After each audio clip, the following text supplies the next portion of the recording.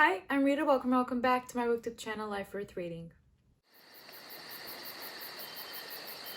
So, full disclosure, I am filming this on Christmas Eve. It is currently the 24th of December of 2021. I just ate a full-on Christmas Eve dinner. That's why I'm looking a little bit red. I drank a little bit of wine, so I am looking a little bit... I've been through some stuff this evening, okay? That's why I look a little bit red. And a little bit like this. It's the after dinner glow, but yes, it is Christmas Eve. I am in the holiday mood, and I thought that I could gift you the gift of hate, ranting, and just generally talking about the books that I didn't like reading in 2021. I was feeling generous, and I thought, what better way to spend my Christmas Eve than to dish about the books that I didn't like this year. And so here I am to talk to you about all the books that I thought were duds. Quite honestly, just duds. This will be half-half. So basically, I'll be talking about 9 books overall. 5 of those were the most disappointing books of the year. So books that weren't necessarily awful or bad, just books that disappointed me and did not live up to my own expectations. And then the final 4. The final 4 are the real kickers this year, are the real books that I just did not like, and I can't wait to tell you why.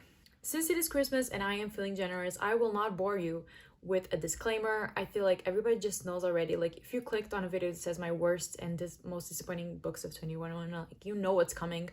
I'll be talking shit about some books. Like, if you love these books, that's okay.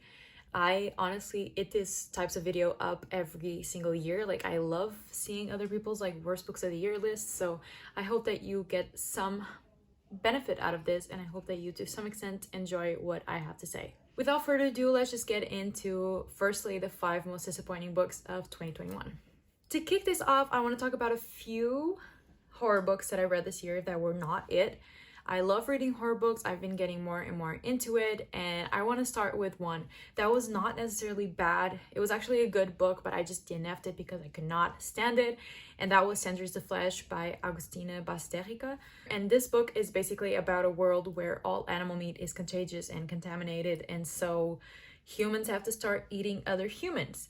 And so the whole book is about like breeding humans for consumption and like meat factories and executions. It was just so horrifying. It was so inhumane. It was so filled with body horror, and I just could not handle it. Like, I DNF'd it wholeheartedly. I gave it a shot. I was like enjoying the story, but it was just too much for me personally. Like, it was too brutal, too violent, too inhumane. I could not stand it. And so that was a horror book that I DNF'd, and it's not like either disappointing or worse, but I just needed to get it off my chest. Then on to the actual horror book that I want to talk about. I want to talk about The Only Good Indians by Stephen Graham Jones. I went into this book hoping that I would love it. I buddy read this with my friend Kitty over at Spicy Cats. They are a great booktuber. They have an amazing aesthetic, amazing videos, amazing editing, reading journal, everything. So go subscribe to them right now. And we buddy read this together. And I was really hoping that I would like it and that we would like it, because the concept is just so interesting. Stephen Graham Jones is a Native American, and this book is about 4 Native Americans that go on this hunting trip and something goes wrong, and so they all kind of become haunted and they kind of like start dying off one by one. And the premise was super interesting. I was really excited about like this different take on a horror book, and the execution just wasn't for me. After like the first 2 deaths, it just became very not interesting. It honestly dragged so long. Like, the final scenes were just too long, and it just kind of stopped making sense. Like, it stopped being scary, and it was just weird. And sometimes I like weird, but in this case it didn't really work for me. All I gotta say to all the people that have read it: spirits playing basketball. That's all I gotta say. It will literally make no sense for anyone that hasn't read this book, but if you have, I could not stop thinking about like Troy Bolton and like the High School Musical series. I couldn't stop thinking about it whenever they talked about basketball. So At least that was something. It was memorable, but just not for me. And another horror book that I want to talk about is The Hollow Places by T.K. Fisher. I was really excited for this book. It had like a Alice in Wonderland-esque like type of essence. It's about this girl that after she gets divorced, like moves in with her uncle, and her uncle actually like owns this museum of like weird stuff, of like strange stuff and taxidermy stuff. And it's not necessarily like dark, it's not a dark environment, it's not that type of horror, it's just strange. And what happens is that she discovers like this portal to another world, and that sounded like super interesting to me, but the execution just wasn't there. It wasn't scary, the world was just not well developed enough.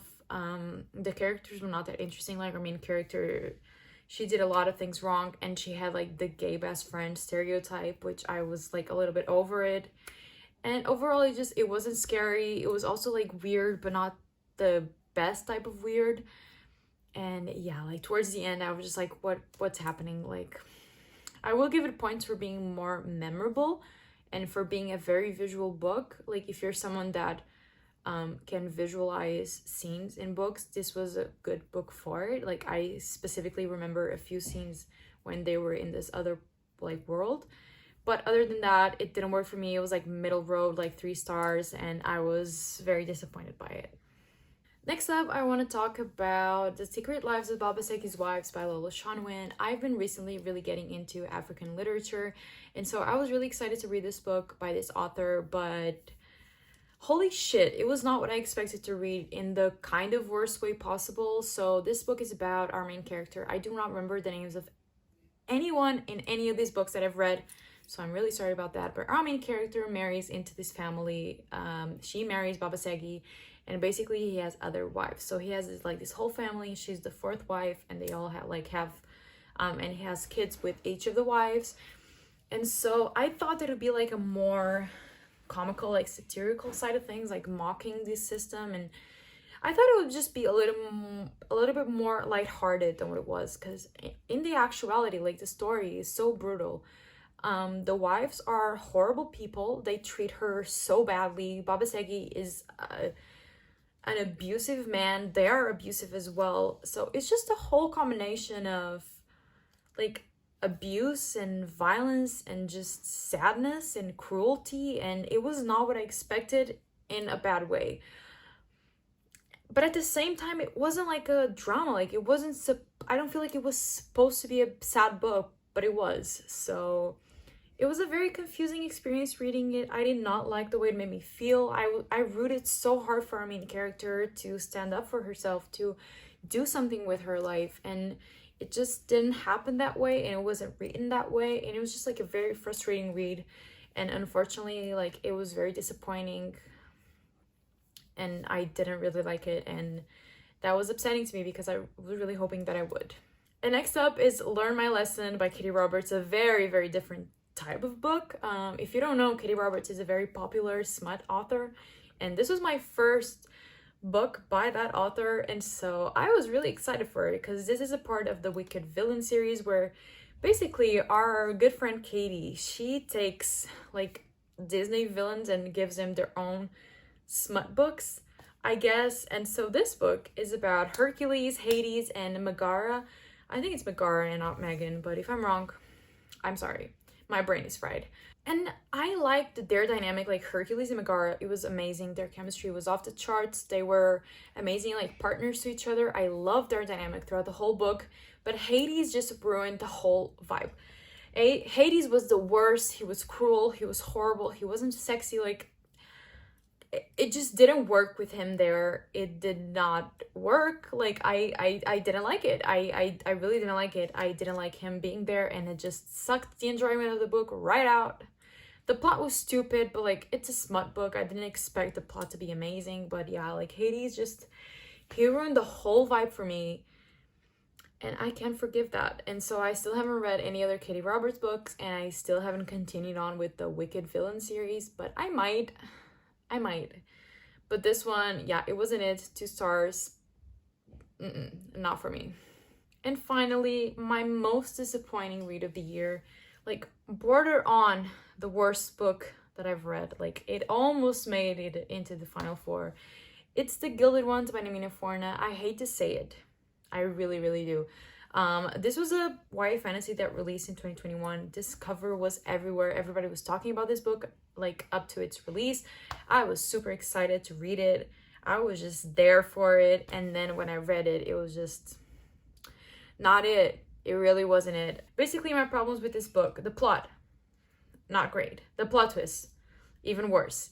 The characters, not unlikable, but I didn't care for them. The romance was unnecessary. And the whole idea, like the whole concept, just didn't work with the execution. Like, I can't explain it. So basically, like I said, this is a YA fantasy about like this world where girls, when they turn 16, they get cut. And if their blood runs red, they're normal girls. And if their blood runs gold, they're gilded. And nobody really knows what happens to these gilded girls. But what you do find out is that they're like put in this kind of army, because apparently when a girl is gilded, she can't really die. So the gilded girls have one final death, and that might be different for each girl. There's a lot of types of ways to die, and so each of them have their own different final deaths. And so up to that, they can die over and over and over again in very different ways without actually dying. And so like the stakes were so low because you just never really worried for this girl. Like they got shot, they got burned alive, they got beheaded, they got drowned, and they still didn't die. And so it was just like this really weird dynamic where like I wasn't worried for them, and like the stakes felt super low. And then the other thing, like I'm talking about this, there are a lot of like torture scenes, there are a lot of like bad things described, like a lot of torture, a lot of ways to die. And it was all written in a very middle grade, like early YA type of writing, which just didn't make sense with the contents of the book. So like you have this like brutal content that could honestly, like the concept could be used for an adult fantasy. Like that's how brutal it is. And then you have this writing that's just very, very juvenile. Not like, I'm not criticizing the writing itself, but it just did not fit the contents of the book. Like it did not fit the overall vibe of the plot. Like, I don't know if that makes sense. Like it just didn't fit.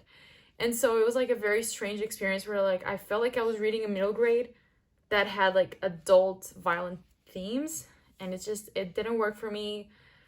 I didn't like it. I didn't like a second of it, honestly. Like I gave it 2 stars. I don't really recommend it, and I'm not going to read the sequel. And yeah, it was just like half very, very disappointing and half like actually maybe a bad book. I don't know. I feel like I'm being harsh, but yeah, I didn't really like this book. All right, and now moving on to the final 4. I feel like I'm Tyra Banks on like America's Next Top Model, like just judging the hell out of these books, but I was rooting for you. We were all rooting for you. How dare you? Learn something from this. we need to get into it. And so let's talk about the 4 final books that were the actual duds of the group, like the actual bad books that I read this year. The first one that I want to talk about is actually one of the first books that I read in 2021, and it still pisses me off, and that is A Torch Against the Night by Sabatahir. If you don't know, Torch Against the Night is a sequel to An Ember in the Ashes. This is like a quartet by Sabatahir, and so this is the second book of the series. And God, did I hate this book. I don't understand why, and I don't understand why everybody else loved it, and I didn't. I love the first book, except for Laya. I've been very vocal about my dislike for Laya. I don't care for her. I don't think she's a good main character. I don't root for her. I don't care. But I love every other character. Like, I love Elias. I am so guilty of loving Helen. Helen is amazing. Like, she's such a badass character. She's so complex. I feel like she's the most well-written character, honestly. I feel like her arc is very interesting to see and to read about, and I know she's on the wrong side of the war, like I know that, but I feel like that only makes it more interesting to like see kind of like a bad guy, you know. Anyway, I'm getting off topic. The plot sucked ass. I didn't like it. It was very convenient. Everything that happened was like just to satisfy the plot, which I don't like when books do that too, obviously, because obviously, like, when you're reading a book, like, it has to go well for the main characters. Like, you just know that. But it was too obvious in this book. Everything they did was just like, oh my god, it went their way again. Like, how convenient this to happen so they could get out of here. you know, and I just didn't really like that. I hated like the love triangle with Elias, Laya, and Keenan. The plot twist in the book felt cheap. The deaths in this book felt cheap. I didn't care for any of it. I sound like such a bitch right now. I didn't like it. I really didn't like it. I still haven't continued on with the series because of how much I disliked this book. I might still give it a shot, but yeah, this book destroyed me. And what's up with everyone else giving this book 5 stars and me giving this book like a generous 2 stars? Like, what's up with that? Like, what's wrong with me? Like, let me know. If you enjoyed this book, let me know what you did enjoy about this book, because I feel like I'm just a hateful old bitch. But yeah, I really didn't like this book, but yeah, I have nothing else to say. I have no more hate to give. It's Christmas. I'm gonna be nice. I just didn't like it. After that, I'm gonna talk very briefly about this book because I have a whole ass rant review on my channel that's actually been getting a lot of traction lately. I don't know what's happening in the YouTube algorithm, but this video of mine has been getting a lot of traction recently, and it has been attracting a lot of people that do not agree with me, which is fine. They're not hate comments, so like it's fine. But yeah, the book that I'm talking about is obviously Dark Lover by J.R. Ward. Listen, I need to preface this. Before I get into this, I need to preface this. I did not go into this book wanting to hate it.